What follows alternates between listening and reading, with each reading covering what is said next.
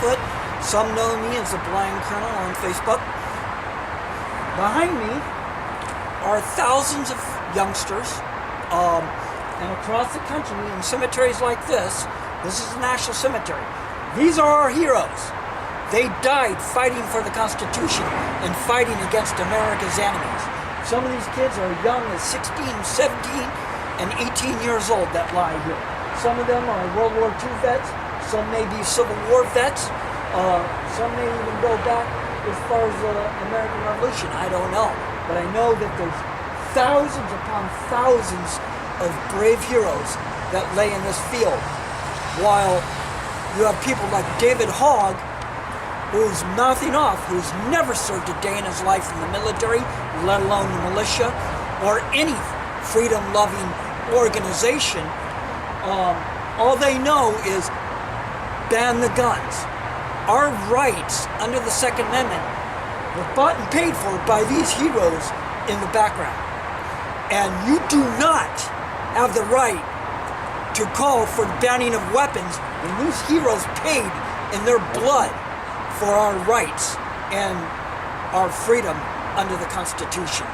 While I have not served personally, I've served in the militia for 30 years, and I've seen my share of gun violence. I've seen my share of standoffs between the Federals and we the people during the past administration. This administration is a lot more friendly toward militia.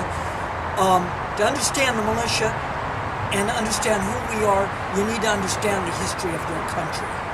And we are tired of these anti-gun, anti-Second Amendment people that are, as soon as there's a school shooting, and granted, my heart breaks every time we see a school shooting.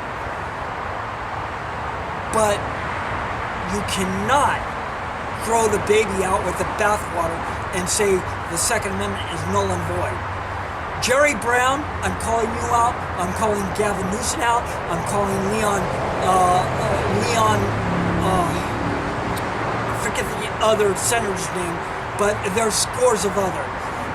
There's Dianne Feinstein, who's led the fight against our Second Amendment rights. And we are not going to tolerate you violating our Second Amendment time and time again. There are many militia out here that will not put up with it. You continue to do it. We are not going to put up with sanctuary state. We are not going to put up with, well, we're going to separate from the union because we don't like Donald Trump. We're not going to put up with that. You people in Congress, in state Congress, you better pull your head out of your ass before it's too late. And that's all I've got to say. There have been many, many kids that have laid down their life for this country. And these bleedy-nosed, snot-nosed little whippersnappers who's barely old enough to scratch their behind, let alone scratch their nose, has no clue about the wars America has fought and the wars that America is currently fighting and the wars that she's going to fight.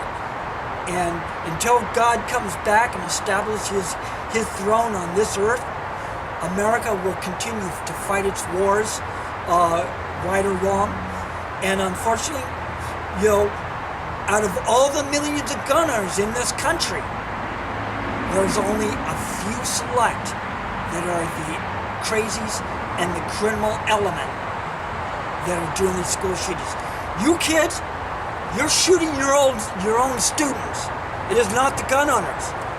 It is not the militia doing it. It is you yourselves that are killing your own students. And I do call for the arming of teachers, like they do in Israel. All their teachers are armed. They have not had not one school shooting since 1971.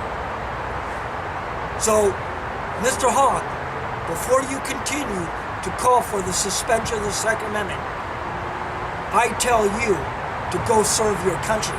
And furthermore, it's come to my attention that your father is head of the FBI. What are you, running an anti-gun campaign for him? This is 31st Field Voices. Headquarters coming.